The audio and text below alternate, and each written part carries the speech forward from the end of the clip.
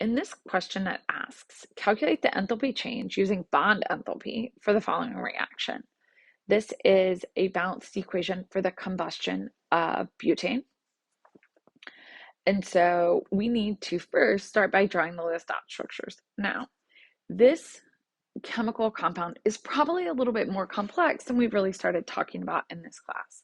So if you were to see this on an exam, I might give you a hint, like all carbons are connected.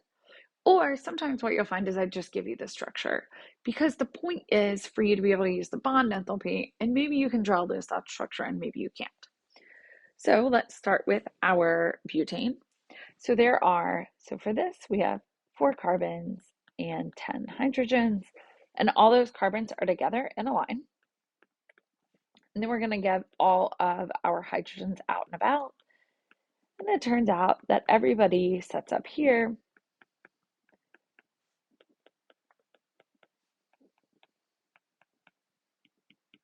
So this is butane. Again, we have not learned how to draw organic compounds this complex in this course. You will learn this in an organic course or in other courses, but for the purposes of this, let's just say that I gave it to you.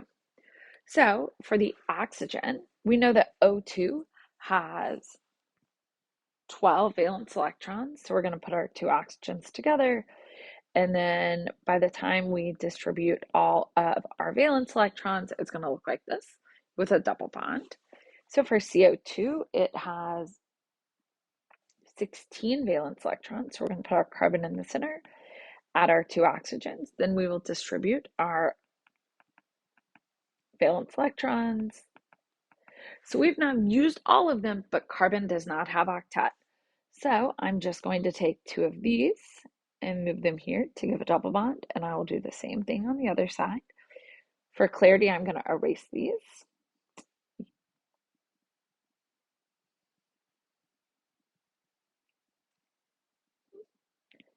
So our last compound is water, where we have 2 hydrogens. So in an oxygen, that's going to give us 8 valence electrons. So we know that oxygen has to go in the middle, and here we've used all of our valence electrons. You should definitely be practicing how to draw these to make sure that you are looking at all of the right components. So now we want to know bond enthalpy. So bond enthalpy for delta H reaction, it's the sum of the bonds broken minus the sum of the bonds formed. It's really important to note that bonds formed are the products and bonds broken are the reactants. Now, the other way you can think about this would be the products. There is a way to set this up to where you would account for the sign change, whether it is positive or negative, whether you're taking apart or putting them back together. In this course, we tend to stick to this mechanism. There are other ways you can set that up, and you just need to remember the default signs for your sign convention. So the next thing we want to do is total up all of our different compounds. So we're going to break a series of bonds.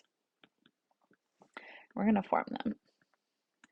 So for the butane, we are going to, hold on, get out a highlighter. We have 1, 2, 3 carbon-carbon bonds. And then we will use this to count up 1, 2, 3, 4, 5, 6, 7, 8, 9, 10. So we have 10 carbon-hydrogen bonds. Now we have a 2 here, which means that we need to multiply both of these numbers by 2. So that would give you 6 and 20 respectively.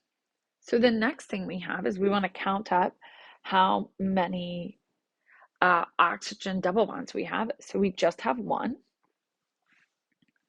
So we have 1 oxygen double bond, but we're going to multiply that by 13.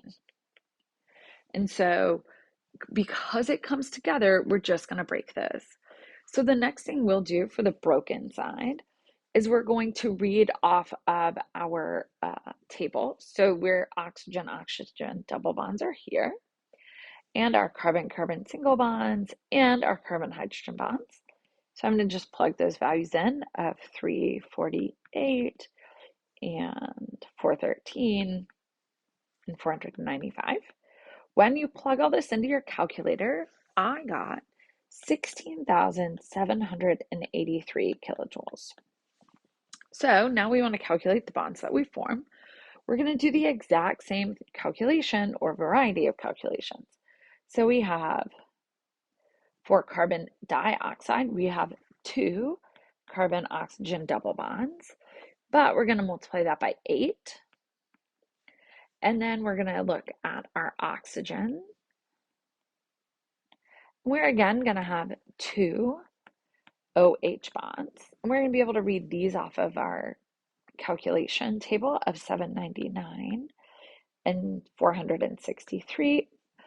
And we almost forgot to multiply by 10 here.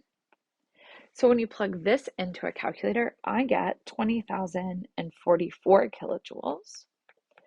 So your broken minus formed is going to give you a delta H reaction of negative 3,261 kilojoules.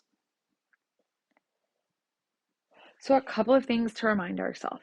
1, we can use Lewis dot rules to calculate this for any compound, whether we've seen it or we haven't. You will always be provided a table, and that table can be used to calculate these values, and it's broken minus formed.